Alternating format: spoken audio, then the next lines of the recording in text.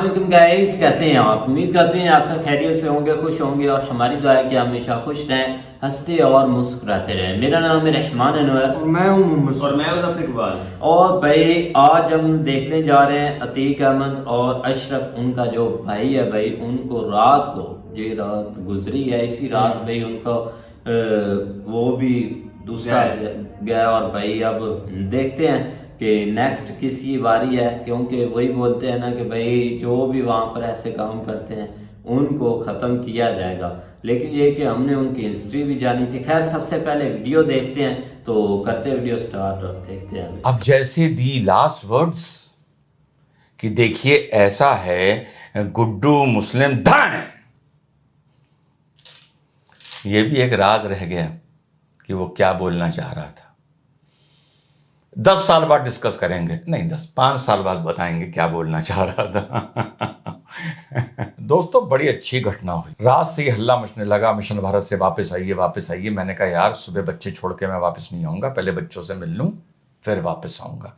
इसीलिए ये वीडियो आप लोग को थोड़ा लेट मिल रहा है। शाम को मिशन भारत था, सुबह आने में लेट हो गया। घर पहुंचा, बड़े भाई मिले, बड़े कूल आदमी हैं, मल्टीनेशनल में टॉप पोस्ट से रिटायर हुए थे, प्रीमेच्योर रिटायरमेंट लिया था। कहने लगे, मैंने बोला कि देखा यार वो अतीक और अशरफ का, तो गेट बंद कर रहे थे। कहने लगे यार those who live by the gun they die by the gun.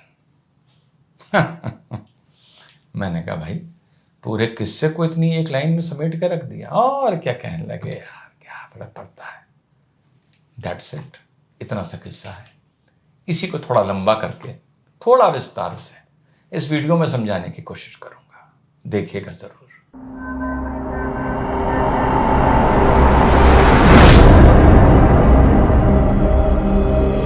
Hello नमस्कार सत श्री अकाल अस्सलाम वालेकुम, कैसे हैं जनाब। अलग अलग पहलुओं से, बाकी तो रात से तो सब आप देख ही चुके हैं, वो वीडियो अपलोड करने का कोई फायदा नहीं है, कम्युनिटी गाइडलाइंस का वायलेशन होता है। और जो हमारे माननीय योगी आदित्यनाथ जी ने विधानसभा में बात बोली थी मिट्टी में मिला देंगे, वो उस बात को मैं बाद में लेके आऊंगा, अभी नहीं लेके आऊंगा। जब असद का एनकाउंटर हुआ था तो उस बात को मैं सबसे पहले लेके आया था, because this is a responsible platform and I am a responsible commentator. Okay, जब एक थानेदार एक इलाके में आता है ना, तो वो क्षेत्रीय गुंडों को बुलाता है, थाना प्रभारी कहता है सुनो बड़ा सख्त हूं, मेरी लाठी मेरी बात से आगे चलती है, तुम सब सुधर जाओ, तुम भी धंधा बंद कर दो, तुम भी कर दो, तुम टेम्पो स्टैंड का करते हो, तुम बस स्टैंड का करते हो, तुम ये हरकत करते हो, तुम वो करते हो, सब सुधर जाओ, तुम जुआ खिलवाते हो। ठीक, क्रिमिनल सब हैं। लेकिन उसमें 8 लोगों ने कहा नहीं भैया बहुत डेंजर आदमी है, चुपचाप बैठो, मुकदमे सब पर हैं, अपराधी सब हैं, बड़ी सिंपल तरीके से समझा रहा हूं। 8 तो चुप होकर बैठ गए, मेच्योर हो गए, संभल गए, शांत पड़ गए, लेकिन 2 क्रिमिनली बने रहे। अब जब उनका पिछवाड़ा तोड़ा गया तो उनके घर वाले कह रहे हैं, उनके रिश्तेदार कह रहे हैं, उनके इलू इलू कह रहे हैं, उनका तेरा मेरा रिश्ता क्या कहने वाले कह रहे हैं यार 8 और भी तो क्रिमिनल हैं क्षेत्र में, उनको तो नहीं मार रहे पंडित जी, इसको मार रहे हैं यार, क्योंकि यार ये बेचारा मुसलमान है। नहीं मार रहा है इस मारे क्योंकि मुसलमान है, वो इस मारे पिट रहा है कि पंडित जी नहीं, यहां तो ठाकुर साहब हैं, बिश साहब हैं। उसके समझाने पर बाकी संभल गए, तुम नहीं संभले, तो उनसे अपनी तुलना ना करो, तुम भी सुधर के रहते। अब तुलना होती है कि इतने गुंडे हैं, ये भी है, उसका कर दो, उसका कर दो। अरे भाई जब से योगी आए ना, जब से सबको समझाया ना, सब समझ गए, सब मैच्योर हो गए, सब सोबर डाउन कर गए, हथियार फेंके नहीं पर हथियार अलमारी में रख दिए। सुनने में आता है हाँ भाई वो घटना हुई वहां उसका हाथ था, वो घटना हुई उसका हाथ था। ये थोड़ी देखने को मिलता है कि किसी पूर्व सांसद का बेटा ठाए ठाए ठाए दाएं दाएं दाएं गोलियां चला रहा है सड़कों पर, भागते हुए पुलिस वाले के ऊपर बम मार रहा है, जेल में बुला के लोगों को कूट रहा है, उनके कागज लिखवा रहा है। तो भाई अगर दूसरों से तुलना कर रहे हो तो अपना कंडक्ट भी ऐसा करते, जब से सांसद बन गए सुधरते, कुछ गंभीरता लाते, एक क्रिमिनल से बाहुबली बनते। शौक है क्रिमिनल बनने का, कहलाना चाहते हो अपने आप को बाहुबली, लो अब लो हो गया जो होना था। और क्या होना था, क्या आप इमेजिन कर सकते हैं कि किसी पूर्व सांसद का बेटा रहा वो एक जमाने में जो भी सड़कों पर घूम घूम के गोली चलाएगा? आप लॉन्च कर रहे हैं अपने बेटे को ऐसे माहौल में, हैं, दिखा रहे हैं जैसे हम कानून के मुंह पर थूक रहे हैं, हम मुख्यमंत्री के ऊपर थूकते हैं। मुंह ढकने का, मास्क पहनने तक का आप में क्या कहना चाहिए, लिहाज नहीं है। आप क्या संदेश दे रहे थे देश को, आप क्या संदेश दे रहे थे समाज को? अब बोला नहीं जा सकता वो शब्द को कि अब हम तो इस पे रखते हैं कानून को, हम इस पे रखते हैं योगी तुझको, हम इस पे रखते हैं कानून व्यवस्था तुझको, हैं? तो जब ये तुम कह रहे हो रखते हैं, तो वो भी तुम्हें उसी पर रखता है। फिर लड़ते रहो, रोते रहो कि पुलिस की जीप से उतरे, ये उतरे। चलो भाई, करो इंक्वायरी, करो इंक्वायरी। तुम तो पहुंच गए ना, अल्लाह की चीज थी अल्लाह के पास, तुम्हारा काम तो हो गया ना, अब करते रहो। मुंह पर काबू नहीं साहब, जब बाहर निकलूंगा तो बताऊंगा, ये होगा तो वो करूंगा, वो होगा तो वो करूंगा। अरे मुंह बंद रखो यार, समाज से माफी मांगो, योगी से माफी मांगो, मुख्यमंत्री से माफी मांगो। ये स्टेट है, ये स्टेट अपनी औकात पर जब आ जाए। पहला आदमी था उस जमाने में कोई 370 हटाने की बात नहीं करता था। जो कोई सीनियर लोग होंगे जो मुझे काफी दिन से जुड़े हुए हैं, वो मेरी गवाही देंगे इस बात पर। मैंने बाबर कादरी से बोला था कि जिस दिन मेरी फौज अपनी औकात पर आ गई, बाबर कादरी लाल चौक तो छोड़, तो अपने घर की सीढ़ियों पर पांव नहीं रख पाएगा। हंसते थे मुझ पर कश्मीरी अलगाववादी, वो ही हुआ, सीढ़ियों पर पांव नहीं रख पाए। ये स्टेट होता है, स्टेट।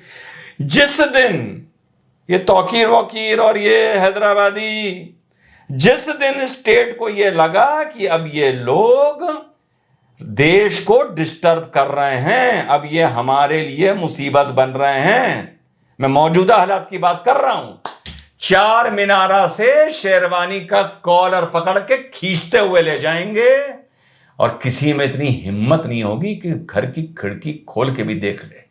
अगर ऐलान हो जाएगा कि खिड़कियां बंद रखना, तो खिड़कियां जो बोलते रहते हैं ना, आओ ये करो और ये कर देंगे और वो कर देंगे, ये तब तक होता है स्टेट में, तब तक स्टेट बर्दाश्त करता है। एलटीटी का प्रभाकरन भी यही बोला करता था कि 1/4 श्रीलंका तो मेरा हो गया है। एक गलती की थी, chief of the army staff के गिरेबान पर हाथ डाल दिया था। 45 दिन सिर्फ कुटाई हुई थी, कुटाई कुटाई कुटाई, और कुटाई के बाद और कुटाई। ये स्टेट की ताकत होती है। जो ये बड़बड़ाते हैं ना ये बरेली वाले और हैदराबाद वाले, जिस दिन औकात पर स्टेट आ गया और बता दिया उसने, तो घसीटते हुए ले जाएंगे। जीप दरवाजे भी लाके नहीं रोकेंगे, 400 मीटर दूर रोकेंगे और चलाएंगे नहीं, घसीटते हुए तुमको ले जाएंगे और तुम कुछ कर नहीं पाओगे। यही समझाता हूं। जो ये डिबेटों में बैठ बैठ के लोग मुंह से गंद उगलते हैं ना, जिस दिन खोपड़ी स्टेट की घूम गई, पिछवाड़ा ऐसा लाल कर दिया जाएगा कि डिबेट करने के लिए कुर्सी पे बैठने का दम नहीं होगा। भरतपुर के राजा का किस्सा पढ़ो गूगल करके, वीडियो लंबा नहीं करना चाहता, पढ़ो भरतपुर के राजा का video, the killing of the Raja of Bharatpur. Indira Gandhi को नाराज कर दिया था। इंदिरा गांधी ने जो कैंडिडेट लड़ाया था वो हेलीकॉप्टर से जब उतरा और जब वो पब्लिक मीटिंग में गया, तो खाली खड़े हेलीकॉप्टर पे राजा ऑफ भरतपुर ने लाके अपना जोंगा बढ़ा दिया था। पढ़िएगा गूगल करके, इतना लंबा किस्सा नहीं सुनाऊंगा, अगर लोग कहेंगे तो बाद में पूरी कमेंट्री वीडियो बना दूंगा इस पर। खाली खड़े जोंगे पर मैडम ने कहा इसका दिमाग दुरुस्त करो, बस इतना ही कहा होगा, मुझे क्या पता एग्जैक्ट क्या कहा था। अगले दिन अरेस्टिंग देने जा रहे थे या पुलिस अरेस्ट करने जा रही थी, साहब ने राजाई दिखाई थी। ये होता है स्टेट, ये बता रहा हूं आप लोगों को। बाजार में खड़े होकर, बाजार में खड़े कर कर राजा और भरतपुर को गोली मार दी थी। जी करिए गूगल, पढ़िए। तो ये होता है स्टेट। तो ज्यादा मुंह पर ताले लगा के रखो। अगर निजाम बदला है तो उस निजाम के हिसाब से अपने अंदर लचीलापन लाओ, वरना इंक्वायरियां होती रह जाएंगी, बाबा जी को टल्लू निकलेगा अंदर से। अब एक आदमी कहता है भाई हम तो जेल में हैं, यही कहा जा रहा है ना, वो तो जेल में है, क्या करता। यार तुमने जेली में जायसवाल को उठवाया, तुमने जेली में उसको जेल के अंदर बुला के पिटवाया, उसे धमकाया, उसकी गाड़ी तक के कागजों पे साइन करा लिया, उसकी सारी प्रॉपर्टी पे साइन करा लिया। ये काम तुमने तो जेल के अंदर ही रहते हुए किया ना। तो तुम्हारी कौन इस बात पर रहम खाएगा? वो तो बेचारा जेल में, वो क्या कर लेगा? तुम तो अपनी जेल की हरकतें तक दुनिया को दिखा चुके हो। उसी चक्कर में तुम जेल में हो, उसी चक्कर में तुम्हारे 10 गुर्गे जेल में हैं आज तक यार। सो नंबर 1 फॉल्ट, बिलीविंग कि crime will always remain in society. तो भैया हर तरीके से जैसे होता है, जो ऐसे माइंड के लोग हैं, तुम भी अपने आप को मैच्योर करो, वरना लोग गेट खोलते हुए यही कहेंगे कि those who live by the gun die by the gun. Those people who don't live by the gun they also die by the gun. लेकिन जब उनको गोली लगती है तो लोग कहते हैं गलत हुआ। जब तुम्हें गोली लगती है तो लोग कहते हैं कि ये इंसाफ हुआ। और ये ह्यूमन राइट इसका मुद्दा बाद में उठाऊंगा, ये सब बिल्कुल बकवास की बात है। अभी तो मैंने आपको सिर्फ एक रूपरेखा बताई कि अगर सारे क्रिमिनल भी हो कम वक्त, तो 10-20 साल में जब सांसद बन गए हो तो मैच्योर हो जाओ, सोबरिटी ले आओ। अब आते हैं मुद्दे पर, किसने कराया? देखो यार, मैं तो वो प्लेटफॉर्म हूं कि जब मुझे सीधे सीधे कहना था मान गए योगी जी किसके, असद के एनकाउंटर में, तो मैंने बोला। यहां पर मैं अपने मन से ये कभी नहीं बोल सकता कि it is a state sponsored killing, कभी नहीं बोलूंगा मैं, never ever. State sponsored extra judicial killing, ये मेरी गैर जिम्मेदारी वाली बात मैं जीवन भर में नहीं बोल सकता, ठीक। लेकिन सारे पहलू डिस्कस कर लेते हैं, फिर वीडियो को खत्म करते हैं। बहुत आप लोग न्यूज देख चुके हैं। जब 6 दिसंबर की घटना हुई, वहां से जोड़ रहा हूं इस चीज को आप लोग को समझाने के लिए। तो 6 दिसंबर से पहले जब वहां सारे कार सेवक इकट्ठा हो रहे थे, बहुत मूसलाधार बारिश होती 5 दिसंबर और 6 दिसंबर के बीच में। राम जन्मभूमि बाबरी मस्जिद का किस्सा सुना रहा हूं। जब सब भाजपा के नेता वहां जमा हो रहे थे, कार सेवा होगी, और बारिश के चलते ही वो स्ट्रक्चर, मस्जिद, ढांचा, मैं इसमें जा ही नहीं रहा हूं, गिर जाता। सेहरा किसके बनता? इंद्रदेव के नहीं, सेहरा बनता भाजपा के, कि भाजपा की शक्ति देखो कि इंद्रदेव भी उसकी मदद करने आ गए। अब आप इसको संजोग कहें, आप इसे कोइंसिडेंस कहें या कुछ कहें, मुंह से किसने बोला था कि मिट्टी में मिला दूंगे? बाबा ने बोला था। सेहरा किसको बंधेगा? बाबा को बंधेगा। बाबा राजनीति में है, एनजीओ तो चला नहीं रहे हैं। हर चीज को वोटों के नफा नुकसान के हिसाब से देखा जाता है। इसका सीधा सीधा जो सेहरे की खुशबू पहुंचेगी वो सबसे पहले बाबा की नाक तक पहुंचेगी। या तो योगी के मुंह से, योगी मीन्स योगी, वो योगी कहलाते हैं, या तो योगी के मुंह से निकली बात को धनी मान लो, या जुबान पर सरस्वती बैठी थी, या कुछ और मान लो। कुछ और अभी समझा देता हूं। तो मैं कहां था? 6 दिसंबर पे था साहब। एफिडेविट दिया गया सुप्रीम कोर्ट में कि कुछ नहीं होगा, गारंटी देते हैं, और साहब 6 दिसंबर की घटना हो गई। जय श्री राम हो गया। 4 राज्यों की सरकार गिरा दी गई। एंड में क्या हुआ? बिकॉज बीजेपी को उस टाइम तक पल्स ऑफ द नेशन पता चल गया था कि यह मुद्दा घर घर पहुंच गया है, दिल दिल पहुंच गया है, रोम रोम में पहुंच गया है। तो they knew the pulse of the nation. और आखिर में सब कुछ झेलते झेलते झेलते झेलते क्या हुआ? राम मंदिर का निर्माण हुआ ना। भले लोगों ने कहा तुम पे लानत है, तुम कैसे मुख्यमंत्री हो, सरकार गिरा दी गई, झूठा एफिडेविट दिया, फलाना दिया, जो उनके विपक्ष में थे। पर जिसको इस बात पर उनको वोट देना था उसने दिया। तो भाई ये भी किस्सा वैसे ही है। अगर जो लोग कहते हैं कि ये एक स्टेट स्पॉन्सर्ड किलिंग थी, भाई मैं तो नहीं बोलूंगा, लेकिन इतना समझ लो थी या नहीं थी, but pulse of the nation ये है कि सेहरा फिर से बाबा के बंधेगा। खुशबू सबसे पहले उन्हीं की नाक में जाएगी, इसकी राजनीतिक खुशबू। सीधी बात है। अब आप इंक्वायरी करते रहो, ये करते रहो, कुछ करते रहो, ये भी इंक्वायरी है, अपना है, सीबीआई करे, हाई कोर्ट करे, सुप्रीम कोर्ट करे, वो वक्त बताएगा। लेकिन मौके पर आदमी कहता है किया तो हुआ, देखा जाएगा जो होगा। ये उनके लिए बोल रहा हूं जो बोल रहे हैं कि मुझे भी फोन कर करके कि देखिए साहब ये तो स्टेट स्पॉन्सर्ड टेरर है, कुछ है। Pulse of the nation public को पता है।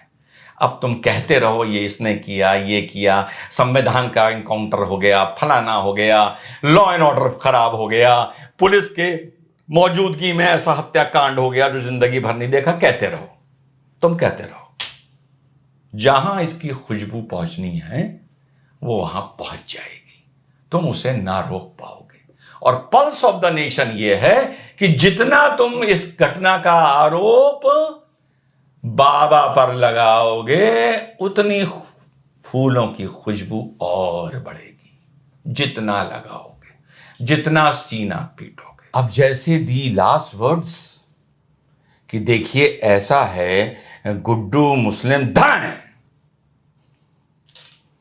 ये भी एक राज रह गया कि वो क्या बोलना चाह रहा था। 10 साल बाद डिस्कस करेंगे, नहीं 5 साल बाद बताएंगे क्या बोलना चाह रहा था। जो हमारा समीकरण बिल्कुल उल्टा हो गया। हमने क्या कहा था? गुड्डू मुस्लिम गिरफ्तार नहीं होगा, असद गिरफ्तार होगा, यही कहा था ना मेरे भाई। ऐसा ही था, सारा गेम बदल गया।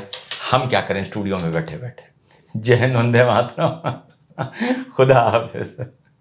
तो जैसा भाई आपको पता है, अतीक और अशरफ जो रात को भाई वो तो पुलिस गाड़ी से उतरे थे, तो पीछे से बिल्कुल ऐसे साथ मिलकर जुड़कर वो चल रहे थे, और साथ में आई थिंक एक पुलिस ऑफिसर था और उस पीछे से गोली मारी थी ऐसे हाथ नहीं, वो मुझे लगता है कि मीडिया का उन्होंने भेस लेके ना, मीडिया हाथ में कैमरे और जो है ना वो माइक वगैरह जो है ना उसके साथ वो इन हुए थे। उसका ये है ना कि वो फिर पुलिस वाले यही समझ रहे थे कि मीडिया वाले हैं, ठीक है ना। उससे जो है ना ये चीज़ जो है ना वो मतलब उनको समझ नहीं लगी, या है कि जो है ना वो अचानक ये सीन हो गया।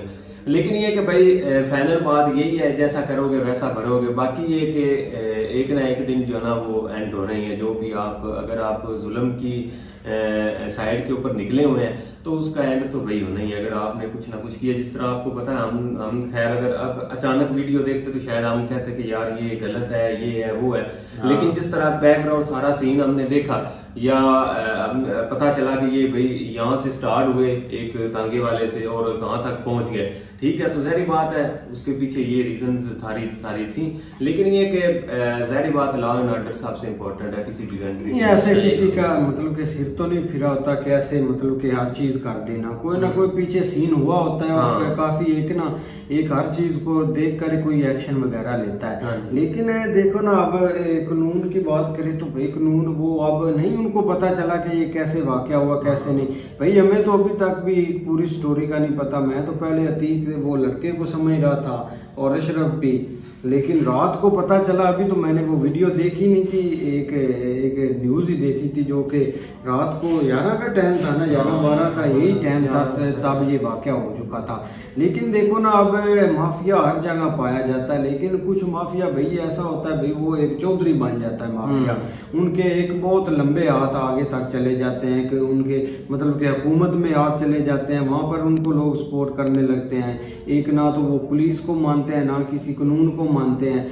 तो जहाँ पर भाई कानून है वहाँ पर लोग एक्शन भी लेते हैं और लेंगे भाई। जिसने गलत किया आपके सामने आप देख ले कि भाई यूपी में वो अभी हमने एक हाल ही में एक वीडियो बनाई थी ऑफिसर की, भाई पुलिस वाले की, तो वहाँ भी उन्होंने मर्डर किया था। उन्होंने बोला था कि पुलिस वाले को हमें भाई आज इसकी रिपोर्ट चाहिए, नहीं तो आपकी नौकरी आज ही भाई ख़त्म है, ठीक है। उधर उन्होंने अपना भाई कानून चलाना है, जो गलत होता था वो हो चुका है। अब भाई यूपी का बिल्कुल नक्शा बदलना है, जो भी क्राइम है उन्होंने ख़त्म करना है, तो वो ख़त्म होता हुआ नज़र आ रहा है आपके सामने भाई। नहीं, जो दूसरा ये कहते हैं ना कि उंगलियां उठनी है या मतलब ये चीज़ें होनी है, उसका जो है ना वो ज़ाहिर बात है जो भी इस तरह का सीन बनता है उसके डायरेक्ट इफेक्ट तो गवर्नमेंट के ऊपर पड़ता है। गवर्नमेंट को लोग जो है ना वो टारगेट करते हैं इस चीज़ के ऊपर। लेकिन यहाँ पे मसला ये है कि यहाँ पे लोग जो है ना वो काफ़ी हद तक इस चीज़ के ऊपर जानते हैं कि ये सीन हुआ क्यों है, ठीक है। और इस वजह से इस चीज को या मतलब कोई इतना जोर ये नहीं पकड़ेंगे। वो तो अब लोग सियासत खेलेंगे ना अपना, वो खेलेंगे, लेकिन आगे लोग काफी हद तक जानते हैं कि ये सीन क्या है और ये क्यों हुआ है, ठीक है ना, ये चीज है। लेकिन ये कि भाई वही एंड ऑफ यही हम कहते हैं कि एक ना एक दिन भाई ये कोई जो है ना जुल्म खत्म होते ही होता है, जो मर्जी हो जाए, जितना भी कारण है, जिस साइड के ऊपर भी निकल जाए, एंड होने में। बस हाँ। भाई उम्मीदें हमें भी है लगी हुई कि हो जाए नहीं, ठीक हमारे है, side भी। हर जगह के ऊपर होना चाहिए। Law and order very important है किसी भी कंट्री के लिए, स्टेट के लिए, सिटी के लिए। तो बिल्कुल। उसके लिए जो भी अगर कोई स्टेप अच्छे उठ रहे हैं तो भाई उनको मतलब सपोर्ट करनी चाहिए, बजाय इसके कि ठीक है अगर मतलब वो इतने ही है तो इस साइड के ऊपर जाए क्यों। हम आम बंदा तो नहीं जाएगा, नहीं सोचेगा इसके ऊपर सही। कि वो किसी के साथ इस साथ तक जाए। ठीक है, तो जो जाएगा जाहिर बात है उसने फिर भुगतना भी तो है। सही बात है। हाँ। तो उम्मीद करते हैं कि आपको वीडियो पसंद आएगी। अगर पसंद आए तो लाइक सब्सक्राइब जरूर कीजिएगा और कमेंट में अपनी राय का इज़हार जरूर कीजिएगा।